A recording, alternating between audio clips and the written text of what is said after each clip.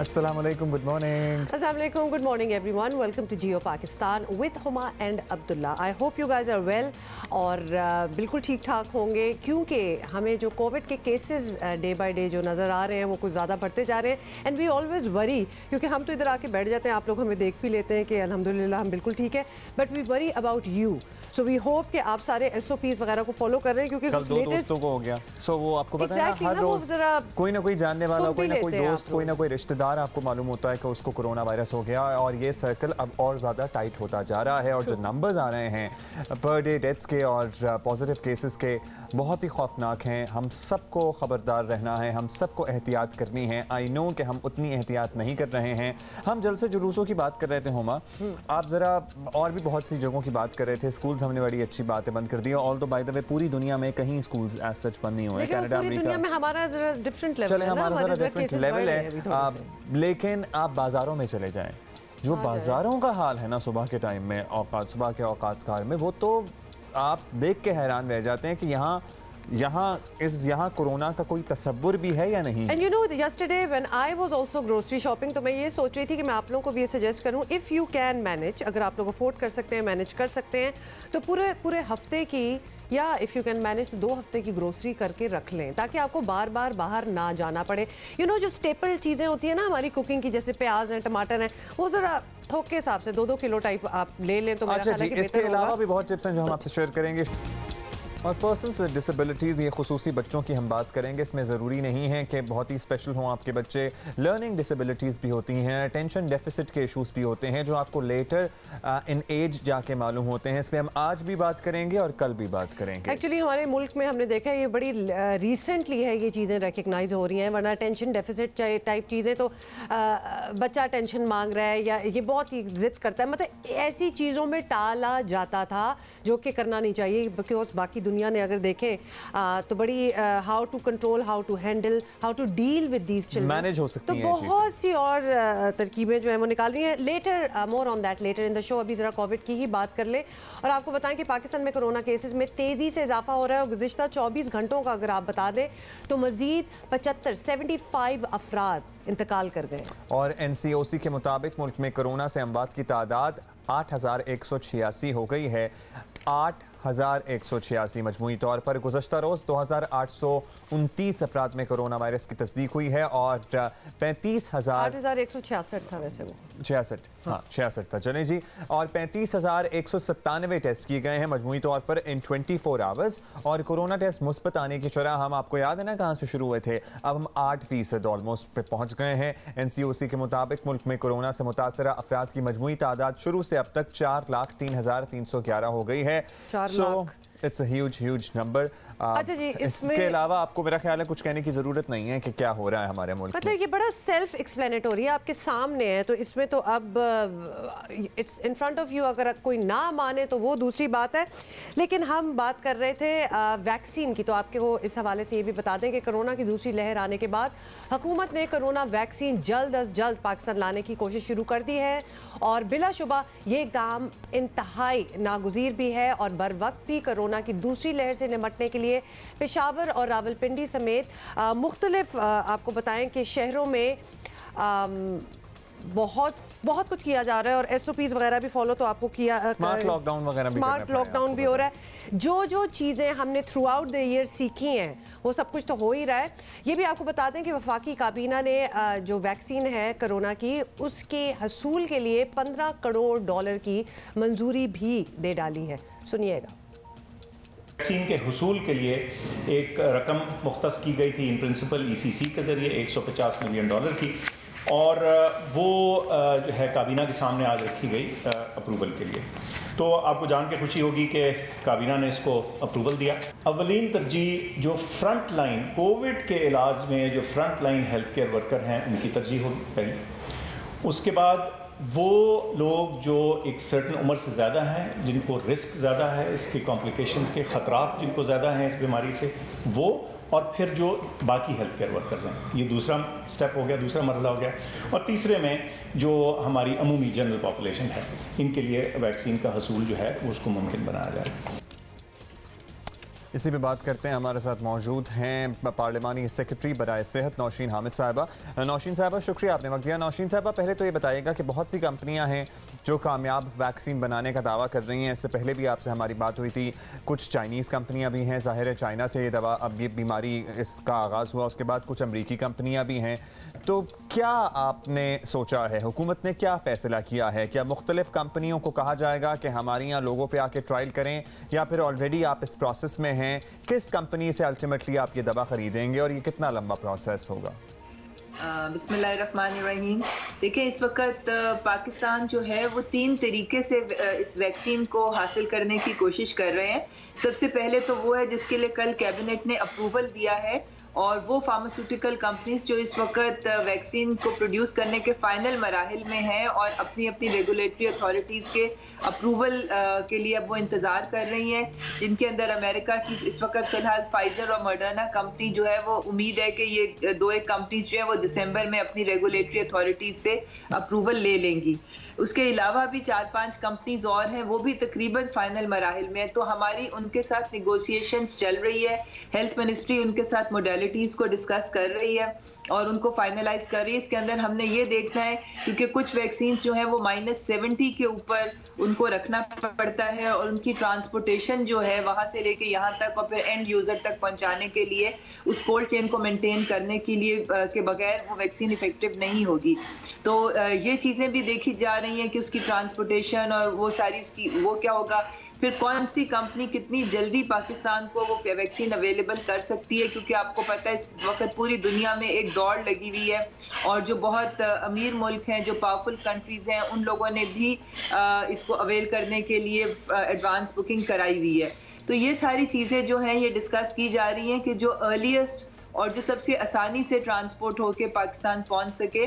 तो इन चीज़ों को 6-7 कंपनीज हैं जिनके साथ हमारे डिस्कशंस भी फाइनल मराहिल में है, और उन लोगों की अपनी भी ट्रायल जो है वो फाइनल मराहिल में है। तो अच्छा, ये तो एक तरीका हो गया। जी नौशीन साहिबा, ऑब्वियसली इसका तो बड़ा इंतज़ार है, और ऑब्वियसली जब किसी वैक्सीन की बात होती है, ये फाइज़र वाली जो वैक्सीन है उसका ज़्यादा इंतज़ार रहता है। जी बिल्कुल, इन दोनों का ज़्यादा इंतज़ार रहता है। लेकिन सुनने में तो पहले हमारे आपसे भी शायद बात हुई है इससे कि कुछ चाइनीज़ कंपनीज हैं वो भी वैक्सीन जो है बना रही हैं, some in collaboration with Pakistan as well. तो वो बात कहाँ तक पहुँची? क्योंकि वो डेफिनेटली हमारे क्लाइमेट के लिए, हमारे रीजन के लिए शायद ज़्यादा यूजर फ्रेंडली होगी। नौशीन साहब, वो कोल्ड चेन मेंटेन करना जी वो -70 वाला तो डजंट लुक वेरी डूएबल।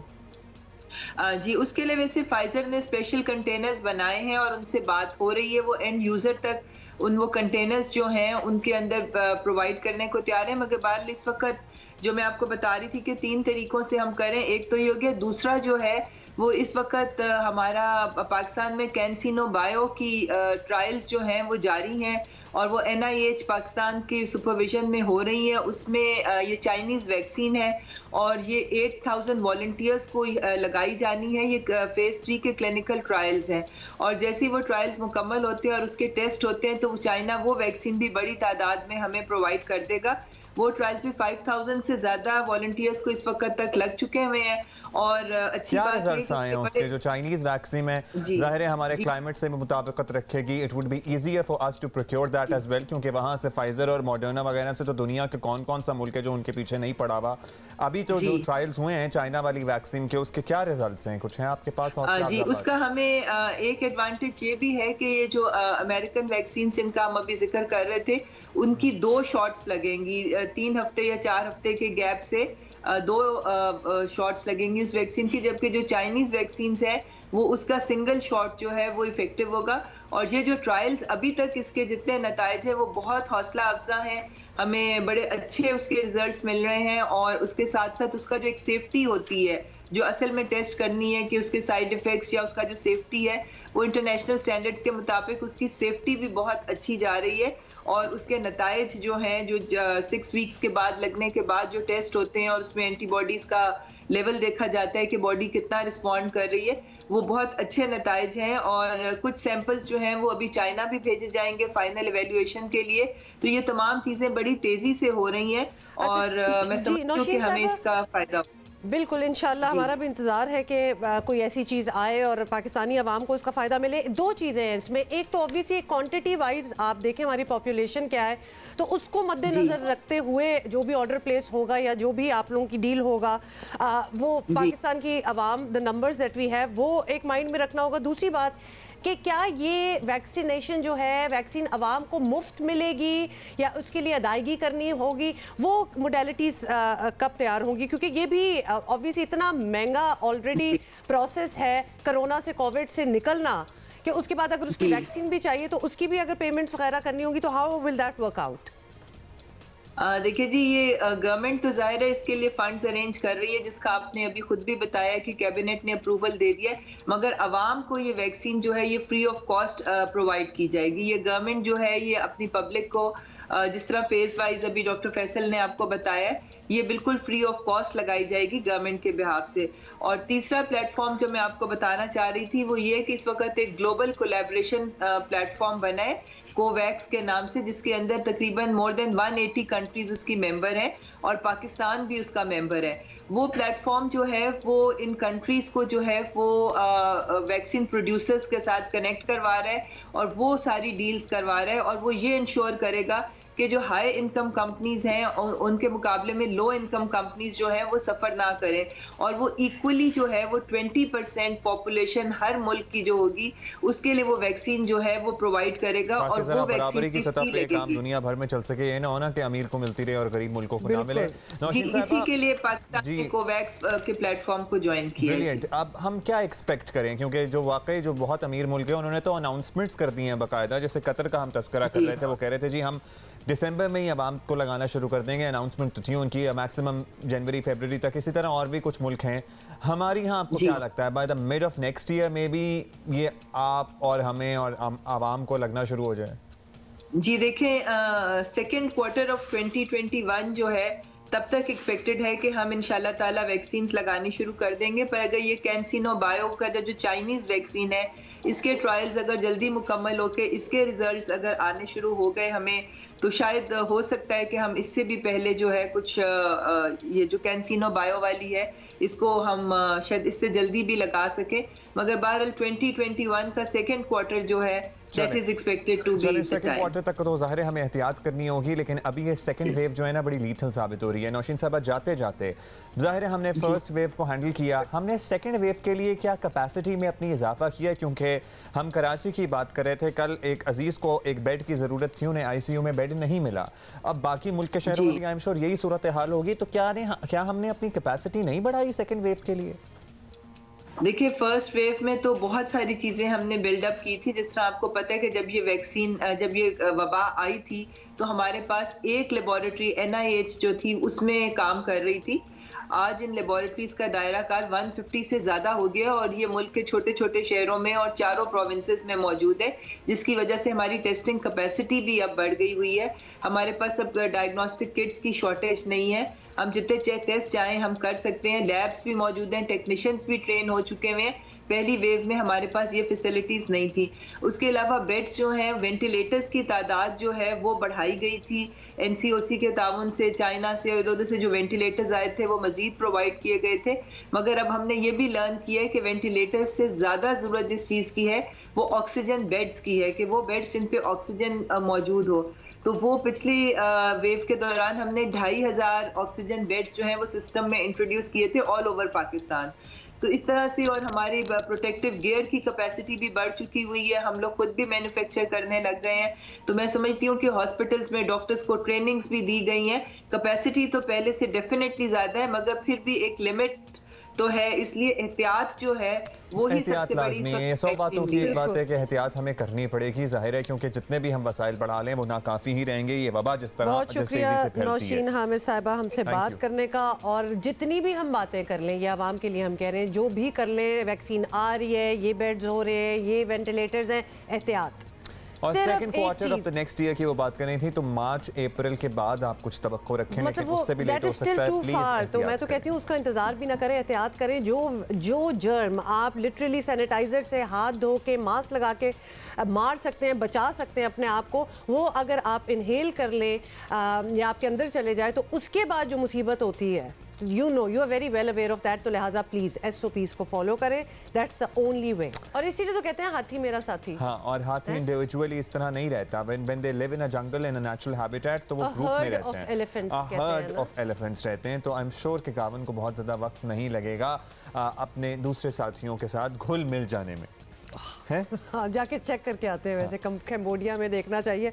अच्छा जी, अभी हमने जिस तरह आप जिक्र कर रही थी शुरू में टॉप स्टोरी में, पाकिस्तान में खुसूसी तवज्जो के जो मुस्तहिक बच्चे होते हैं उनकी तालीम और तरबियत पर बाज़ दफ़ा क्या बहुत सी दफ़ा तवज्जो नहीं दी जाती उतनी जितनी दी जानी चाहिए। शुरू में तो पर्टिकुलरली जो बच्चे ज़रा फिज़िकली जिनके बारे में नहीं मालूम हो कि उनकी स्पेशल नीड्स हैं, उनको तो गैस करना या उनके बारे में जज करना ही बड़ा मुश्किल हो जाता है, वालिदैन को पता ही नहीं होता। A bit of a different special needs children का तो हमें पता है, फिर स्पेशल अटेंशन भी कभी कभार बड़े नॉर्मल अदरवाइज बच्चों को कुछ स्पेशल अटेंशन चाहिए होती है, तो उस पर भी कुछ अगर बात की जाए तो बेहतर है और लोगों को समझ आ जाती है क्या करना है।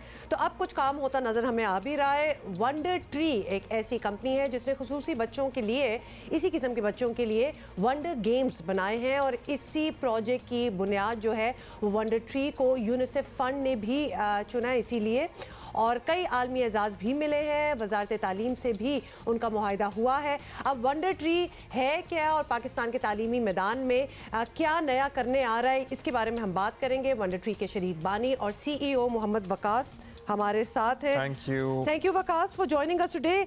आप सबसे बेहतर एक्सप्लेन कर सकते हैं कि वंडर ट्री क्या है, और ये स्पेशल चिल्ड्रन होते हैं, स्पेशल नीड्स होती है, कुछ डिफरेंस भी बता दें इन सारी चीज़ों में। जी अस्सलाम वालेकुम and thank you so much for having me. तो वंडर ट्री बेसिकली हम लोगों ने कंपनी बनाई है जो कि टेक्नोलॉजी को इस्तेमाल करते हुए जो स्पेशल नीड्स के बच्चे होते हैं उनकी फिजियोथेरेपी और उनकी एजुकेशन और उनकी डेवलपमेंट के अंदर मदद कर रहा है। हम लोगों ने किया ये कि चूँकि पाकिस्तान के अंदर स्पेशल नीड्स की जब आप बात करते हैं तो बहुत कम स्कूल्स हैं, बहुत कम टीचर्स हैं, स्पेशल एजुकेटर्स हैं, और बहुत कम साइकोलॉजिस्ट और थेरेपिस्ट हैं जो कि इन बच्चों को देख सकते हैं, जो इन बच्चों को डेवलप कर सकते हैं। तो हम लोगों ने उनकी जो एक्सरसाइजेस होती हैं, जो उनकी जो करिकुलम होता है उसको लेके हम लोगों ने गेम्स में तब्दील कर दिया। तो बच्चे को ऐसा लगता है कि वो खेल रहा है, मगर खेल के अंदर उसकी फिजियोथेरेपी भी हो रही होती है, उसको उस पढ़ाई लिखाई भी हो रही होती है, और इस तरह से बच्चा डेवलप हो रहा होता है।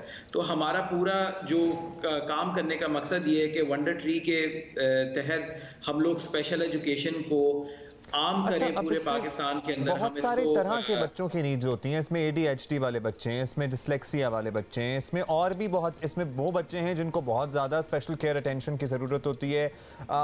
तो ये आप लोगों के जो वनडे गेम्स हैं ये किस कैटेगरी के बच्चों को केटर करते हैं? मतलब वुड यू से वकास कि ये लर्निंग डिसेबिलिटी है, अदरवाइज बच्चों में जो कि कुछ बच्चों में लर्निंग डिसेबिलिटीज़ होती हैं तो ये बस उस तक ही महदूद है? नहीं, ये लर्निंग डिसेबिलिटी के साथ साथ जिन बच्चों के अंदर फिजिकल डिसेबिलिटी होती है उनको भी केटर करता है। अगर किसी के हाथ उठाने में मसला है, चलने के अंदर मसला है, तो ये इस तरह के गेम्स बनाए गए कि उनको भी केटर कर सकें। और ये बहुत वाइड रेंज को केटर करता है जिसके अंदर autism, cerebral palsy, down syndrome, learning disability, developmental delays, ये सारे कवर हो जाते हैं। अच्छा, ये बताइएगा वकास, जो और ख़ास तौर पे क्योंकि हम चाहते हैं कि पाकिस्तान वंडर ट्री से किस तरह फ़ायदा उठा सकता है, क्या मुआहिदा साइन हुआ है आपका हुकूमत पाकिस्तान के साथ? तो क्या क्या आप क्या इस किस्म के स्कूल्स बनेंगे या इस किस्म की एजुकेशन प्रोवाइड करेंगे? How is this going to go on? तो अभी पाकिस्तानी हुकूमत जो है वो हमें प्रमोट कर रही है कि हम लोग इसको आम पाकिस्तानियों तक पहुंचाएं। उन्होंने हमारे साथ एक कूपन कोड बनाया है ई-तालीम पाक के नाम से, जो कि आप ई-तालीम की वेबसाइट पे जाके देख सकते हैं, और उधर से कोई भी पाकिस्तानी इसको फ्री ऑफ कॉस्ट डाउनलोड कर सकता है जब तक कोविड चल रहा है। इंशाल्लाह जब कोविड ख़त्म हो जाएगा और जब स्कूल्स खुलेंगे तो फिर हम इसका फेज़ 2 स्टार्ट करेंगे, जिसके अंदर पाकिस्तानी हुकूमत हमारे साथ मिलके इसको स्कूलों के अंदर डिप्लॉय करेगी, और वो जगह जहाँ पे कोई स्कूल नहीं है उधर वंडर ट्री के तहत एजुकेशन दी जाएगी स्पेशल बच्चों को।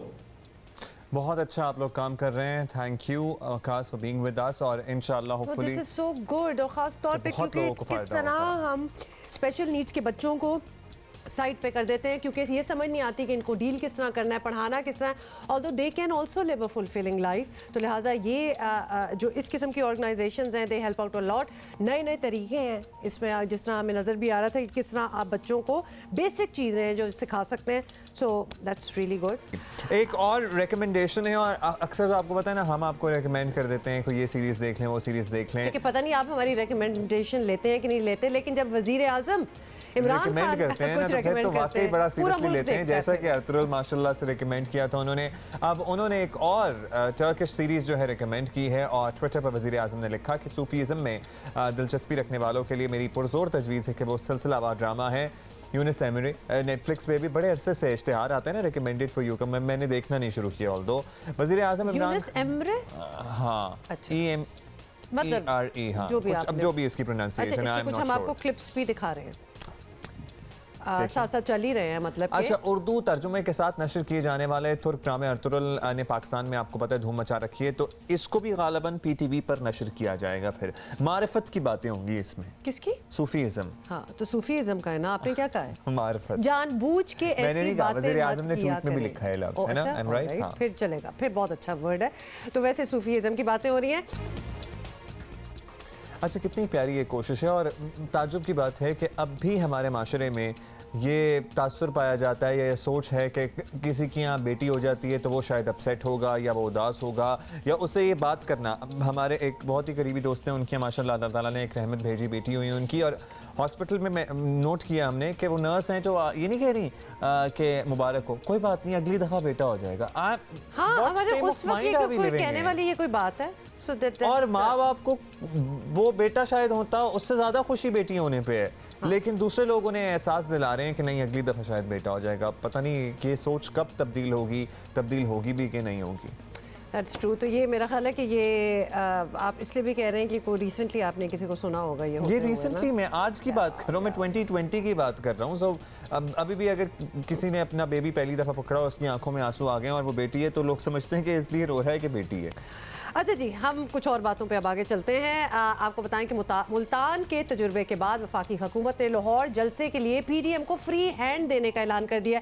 ज़रा इस पे मैं कहती हूँ 2 सेकंड की खामोशी में, ये कैसे हुआ? मतलब पहले ही आप दे देते, लेकिन खैर एनीवे, या तो हुकूमत बहुत ही पुरएतमाद है या तजुर्बे से कुछ सीख लिया है हुकूमत की जानिब से। ना पेशावर जलसे की इजाज़त थी, ना मुल्तान की, लेकिन दोनों जलसे हुए। मुल्तान में तो जलसा रोकने के लिए हर कोशिश की गई, लेकिन जलसा फिर भी हुआ। पाबंदी लाहौर के लिए भी है, लेकिन PDM बार बार बता रही है कि जलसा लाहौर का भी होकर रहेगा। देखिए, एक जद्दोजहद का तसलसल है और हमारा शेड्यूल है, हम अपने शेड्यूल के मुताबिक आगे बढ़ रहे हैं और बड़ी कामयाबी के साथ आगे बढ़ रहे हैं। रुकावटें भी आ रही हैं और इंतहाई ज़ालिमाना किस्म की रुकावटें सामने आती हैं, लेकिन सब चीज़ की परवाह किए बग़ैर हम कौम की जंग लड़ रहे हैं, आम आदमी की जंग लड़ रहे हैं। हम आम आदमी के और हर शोबे ज़िंदगी से वाबस्ता लोगों की इस वक्त तर्जुमान हैं, उनकी हम ज़बान हैं और उनको साथ लेकर हमने आगे बढ़ना है। कोरोना SOPs के तहत इज्तिमात पर पाबंदी है, कानूनी ऑप्शन हुकूमत के पास मौजूद है। ताहम कल अचानक ये वाज़ेह ऐलान कर दिया गया कि हुकूमत लाहौर जलसे में रुकावट नहीं बनेगी।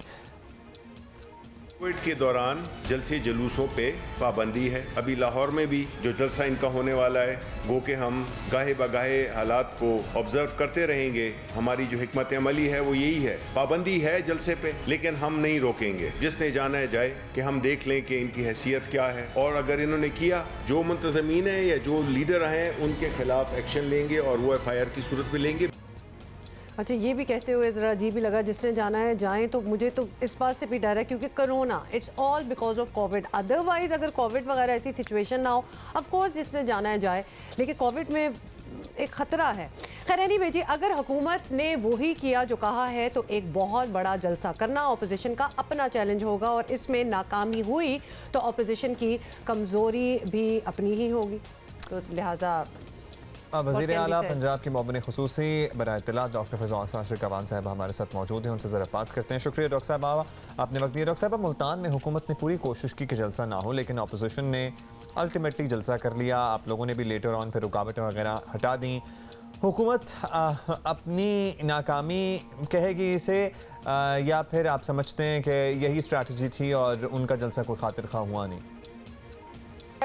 हुकूमत की जिम्मेदारी में आता है कि वो आवाम को भी और लीडरशिप को भी प्रोटेक्ट करे, लेकिन लीडरशिप ने जब ये ज़िद, हटदर्मी और अना दिखाई और डंडे तकसीम किए और मुसलसल उनको वर्गलाया, कानून को हाथ में लिया, नक्शे अमने आमा के तहत एक माहौल ऐसा पैदा किया कि तसादम की सूरत हाल हो, टकराव हो, अमन का गवारा शहर जो है वो फसाद और दंगे में तब्दील हो, खून रेजी हो और वहाँ एक नया सानिया मॉडल टाउन जन्म ले, तो इस सूरत हाल से बचने के लिए हुकूमत ने अपनी हिकमत अमली को बदला।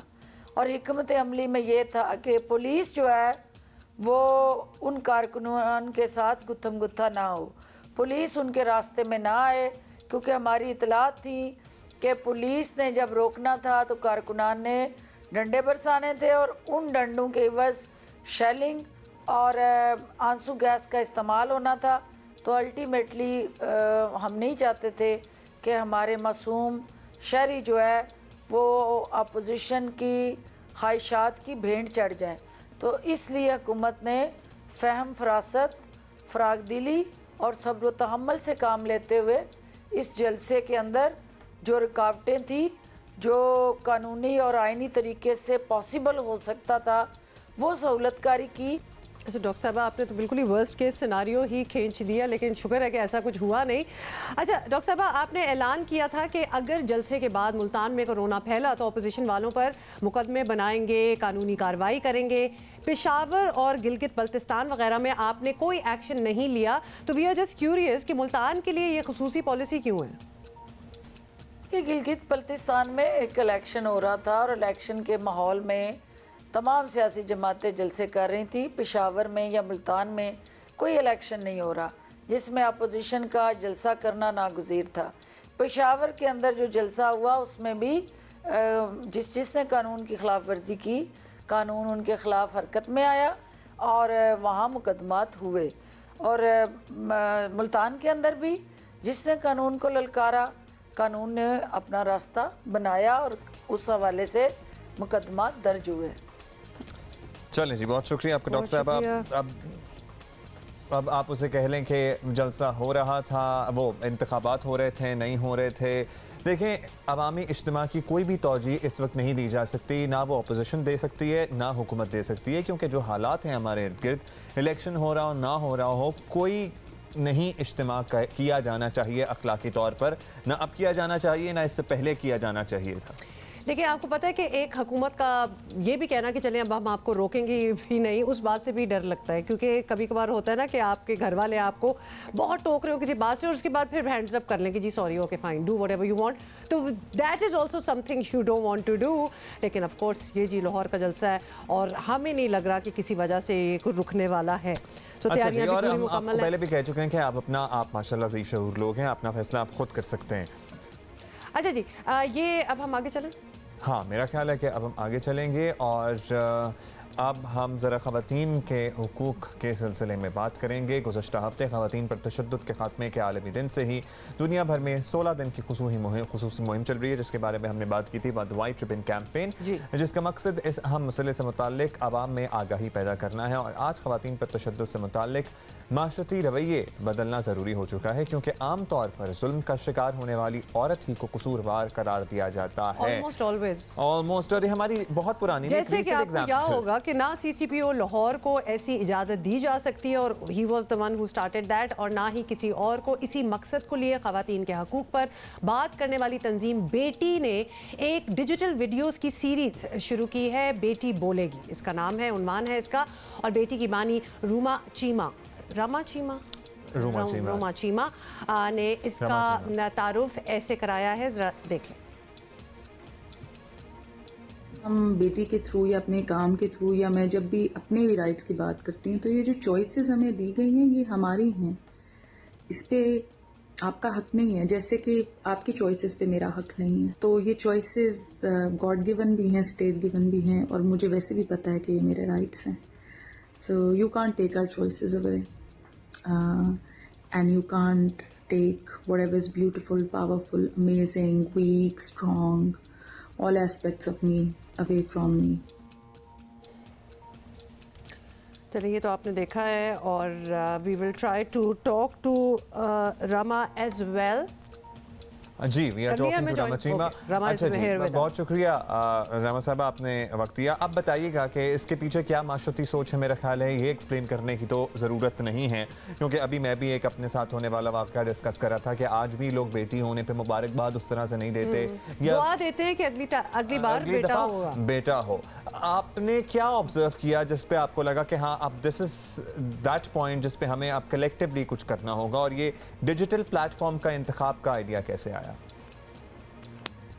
Thank you so much. पहले तो आपके शो में आने का मुझे बहुत अच्छा लग रहा है कि इन 22 दिनों में, यानी कि 10 दिसंबर तक के जो दिन हैं उनमें आपने मुझे बुलाया, बिकॉज़ हर दिन ही ऐसा होता है जहाँ किसी न किसी औरत या बच्ची के साथ किसी न किस्म की ज़्यादती या जुल्म हो रहा होता है. आप लोग बात बिल्कुल सही कह रहे थे कि हम 2020 में हैं और अभी भी क्योंकि नंबर्स बेहतर नहीं हुए, स्टेटिस्टिक्स बेहतर नहीं हुए, तो मैं और आप ये गुफ्तगू कर रहे हैं. मीडिया और जो स्टेट होती है वो मुझे लगता है कि सबसे बड़े इन्वेस्टेड पार्टनर्स होते हैं. तो सोशल मीडिया का इंतखाब इसलिए किया क्योंकि अब बहुत से लोग सोशल मीडिया देखते हैं एंटरटेनमेंट के लिए, अवेयरनेस के लिए, और ये जो माशरती चेंज है, बिहेवियरल चेंज जिसको कहते हैं, उसमें जो मीडिया है या सोशल मीडिया बहुत अहम किरदार अदा कर सकता है. इसकी रीच बहुत ज़्यादा है, फिर इस पर टाइम लिमिट नहीं, फिर ये इकोनॉमिकल भी है. डिजिटल वीडियो सीरीज़ शुरू करने का एक ही मकसद था. देखिए, कई लोगों की अचीवमेंट्स हैं, कई लोगों की रंजिशें हैं, कई लोगों ने अपना शायद कोई टैलेंट दिखाना है. तो ये ग्लोबल कैंपेन हमने शुरू की, बेटी बोलेगी #SheWillSpeak, जिसमें हम सब ख़वातीन, हम सब औरतों को ये कह रहे हैं, जो भी आप हमसे कहना चाहते हैं इस प्लेटफॉर्म के थ्रू आप ज़रूर कहें. मेरे लिए तकलीफ़देह बात ये है कि अभी भी डिग्री होल्डर्स पाकिस्तान में जो डिग्री एक्वायर करती हैं वो सिर्फ 4 से 5% है. हमारी पॉपुलेशन जितनी मर्जी है पाकिस्तान में, सिर्फ 12 मिलियन ख़वातीन इस वक्त एम्प्लॉयड हैं. जब खुद मुख्तारी या फाइनेंशियल इंडिपेंडेंस नहीं होती तो आपको अपने राइट्स का टाइम नहीं पता होता. आपकी आवाज़ थोड़ी सी डिस्टॉर्ट हो रही है, सॉरी एक्सक्यूज़ मी, तो आप अपने बाल जो हैं वो माइक से हटा दें, क्योंकि हमें आपकी आवाज़ आ रही है बिल्कुल, लेकिन हम चाहते हैं क्लियर मैसेज हो आपका.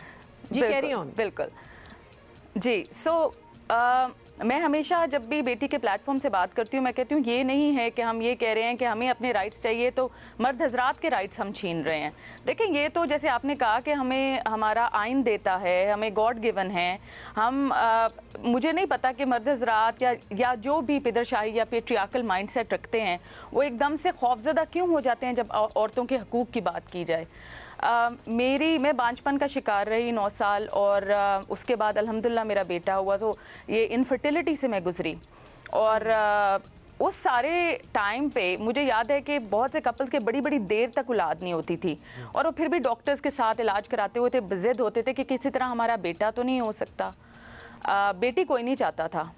उस दौरान जब मुझे बहुत से मेरे डॉक्टर्स फ्रेंड्स थे, उन्होंने भी कहा कि तुम अडॉप्ट क्यों नहीं करती, तुम बेऔलादी की इतनी तकलीफ़ सह रही हो, जिस्म में बीमारी भी है और वैसे भी तुम मेंटल उसका स्ट्रेस ले रही हो. और अक्सर ये कहते थे कि जी हॉस्पिटल के बाहर कचरे में कोई बच्ची फेंक गया है, वो चाहिए. इन 9 सालों में मुझे किसी ने फ़ोन करके ये नहीं कहा कि कोई लड़का जो है ना वो मतलब कूड़ेदान से मिला है जो अब अडॉप्शन के लिए आगे भेजा जाएगा. ये जो सारी सोच है, जो बच्चियों को और औरतों को कमतर समझा जाता है, उनको हकूक नहीं दिए जाते, उनकी तालीम तो है, जो खुद गुजरता है किसी चीज़ से वो सबसे अच्छी कैंपेनिंग उसके लिए कर सकता है, जिस तरह के आप कर रही हैं. That's very brave of you to come up with your own story as well. ये ब्रीफली बता दें, बेटी बोलेगी में इज इट लाइक एक एक्शन है उसके अंदर, एज इन कि एक्ट किया हुआ है, या फिर these are real stories, real people जो these are all real stories. अच्छा, वो अपनी stories are all real stories. और रमा आपसे भी डिस्कस करने, हमारी ना पहली बात तो इस नाम से तकलीफ हो जाती है कि बेटी बोलेगी बेटी क्यों बोलेगी, बेटी को तो बोलना, ये तो आपको पता है पहली बात ये की जाती है कि ये कैसा नाम है कि बेटी बोलेगी. बिल्कुल. तो ये इसको अब्दुल्ला हमने टैकल करने के लिए। अब्दुल्ला, पहले मैं सोच रही थी कि हम ऐसा नाम रख लें बेटी की आज़ादी, पर आपको पता है ना आज़ादी का लफ्ज़ सुन के तो रेड फ्लैग, औरतों की आज़ादी, अब पता नहीं कल्चर। हाँ बिल्कुल। सो बट बेटी बोलेगी कि मतलब बहुत सी औरतें बेटी के थ्रू जब कनेक्ट करती है वो कहती है हमारी तो कोई सुनता ही नहीं है, हमारी माएँ भी हमारा सुनना छोड़ गई हैं। बच्चियाँ हैं जो मतलब एकेडमिकली इतना अच्छा करती हैं, वो कहती हैं अम्मा कह रही हैं कि शादी नहीं होगी इतना पढ़ लिख जाओगी, लड़के तो इतनी तालीम याफ्ता है नहीं, तुम्हें रिश्ता कहाँ से मिलेगा। माएँ नहीं सुन रही, बाप से उनकी कम्युनिकेशन नहीं है। आपको पता है हमारे यहाँ कैसा एक सिस्टम है कि जनरलाइजेशन मैं नहीं कहूँगी मगर बड़े ख़ानदान एक दूसरे से बात नहीं करते। और फिर वो यही कह रही थी कि हमें एक प्लेटफॉर्म चाहिए जहाँ हमें बोलना है, हमें ये सब बातें करनी हैं। और होता ये है कि उमा, जब मैंने अपनी इनफर्टिलिटी की भी बात की तो मुझे जब से मैं बात कर रही हूँ इतने लोगों ने कनेक्ट किया कि जी अब पता लगता है कि दुनिया में और लोग भी हैं जो इस चीज़ से गुजर रहे हैं और अगर आप हिम्मत करो आप निकल सकते हो। हम लड़ाई नहीं लड़ना चाहते, हम खुद मुख्तारी की तरफ जाना चाह रहे हैं, इंक्लूसिविटी की तरफ जाना चाह रहे हैं। हुमा, जैसे आप एक लीडर हैं मीडिया में, यू होल्ड योर ओन। आपको पता है पाकिस्तान में बिल्कुल एब्सोल्युटली, और आप तो अपनी खैर स्टोरीज बता रही हैं और उसके बाद माशाल्लाह आपका उसके बाद औलाद भी हुई। बहुत सी दुनिया है जिनकी नहीं होते उस even after their treatments and all, and that does not mean कि आपकी ज़िंदगी ख़त्म हो गई है। There is a lot more to life. जल्दी से ये बता दें रमा कि ये बेटी बोलेगी ये जो सीरीज़ है ये कहाँ लोग देख सकते हैं ताकि वो इन्फॉर्मेशन भी बता दें। बिल्कुल, एक तो आप इनको बेटी के सोशल मीडिया पेजेस पे देख सकते हैं, ट्विटर पे, फेसबुक पे, इंस्टा पे, यूट्यूब पे। इसके अलावा अगर आप खुद अपनी वीडियो हमसे शेयर करना चाहते हों और एक प्लेटफॉर्म चाहिए हो आपको, तो बिल्कुल आप बेटी के सर्च करें, मेरे नाम से सर्च कर लें रमा चीमा, तो आपको हमारा कॉन्टैक्ट डिटेल सारी मिल जाएंगे। बेहतरीन, thank you Rama Cheema for being here. ये बहुत ही ब्रेव चीज़ है जो आप कर रहे हैं, बहुत से लोग एक्चुअली कर रहे हैं और सारों की काविशें, सारों की ये मेहनतें जो हैं ये मिल के कोई चेंज ला सकती हैं। तो please do watch this series. अच्छा जी, एक बात रह गई थी हमारी डॉक्टर फिरदौस आशिक अवान साहिबा से करने वाली।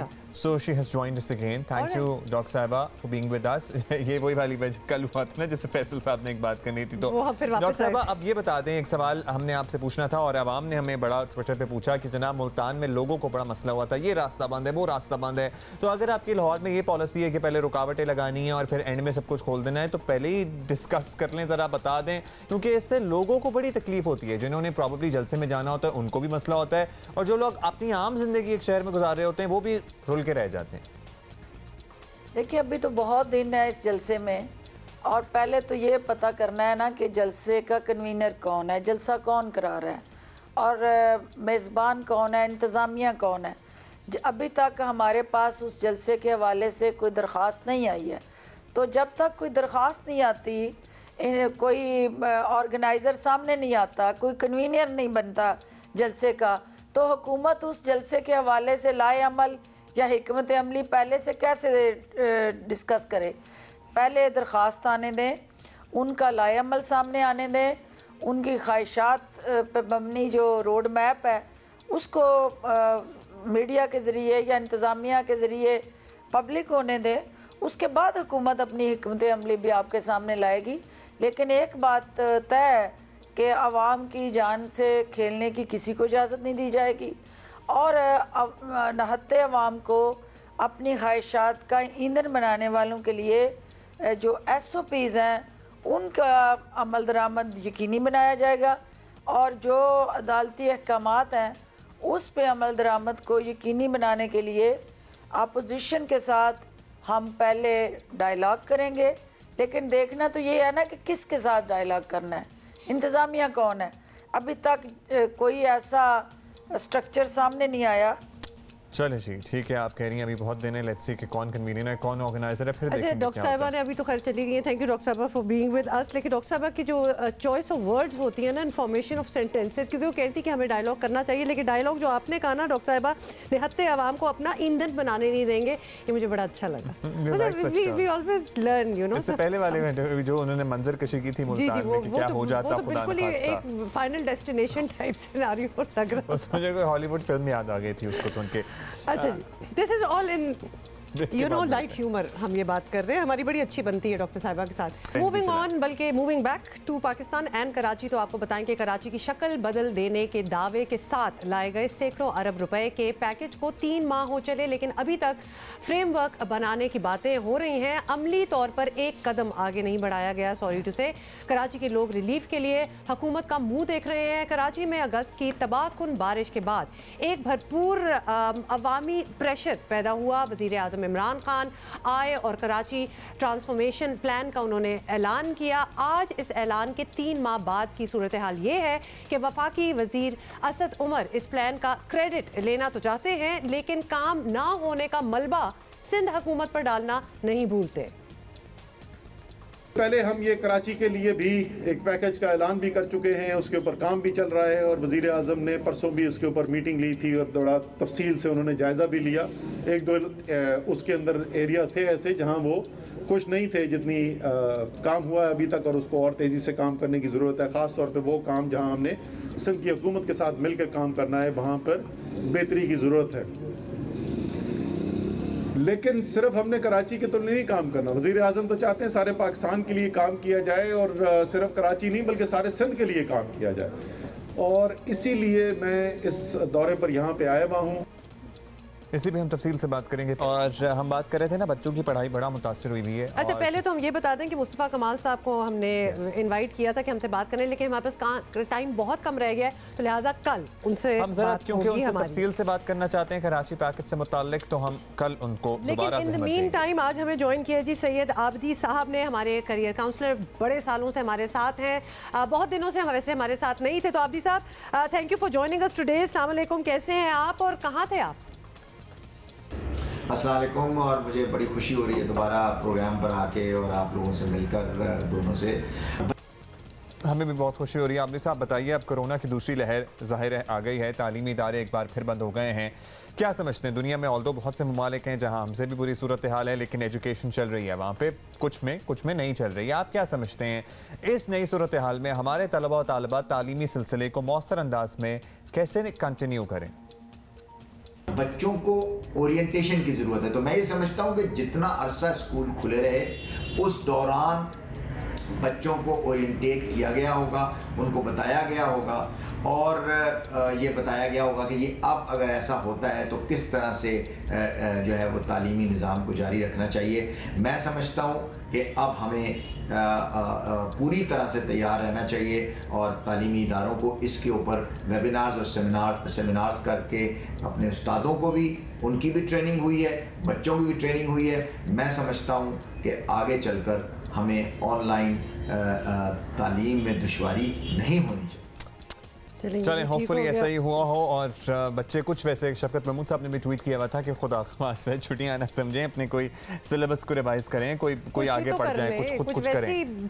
कितने लोग होते हैं जो स्कूलों में भी नहीं जाते और फिर भी नॉलेज इतनी होती है, तो लिहाजा अच्छा जी। कराची का आपको पता है ना, हमारा जो स्पॉटलाइट है वो कराची का समंदर है, क्लिफ्टन का बीच है, और वो अक्सर ही हो क्या हम तो जब से होश संभालो से गंदा ही देख रहे हैं, लेकिन अब जरा कुछ साफ हो गया। जी वसीम अकरम आपको पता है वीडियोस शेयर करते रहते हैं, तो इस बार जो आज उन्होंने वीडियो शेयर किया है बड़ा ही साफ है, सारा समुंदर पीछे जुड़वा लें। अब ये साफ हो गया है, रोज सफाई होती है वैसे तो, प्लीज जाके गंदा मचाया करें प्लीज। बड़ा तो शुक्र है इस बार वसीम अकरम, वरना तो वो सुना देते होते हैं।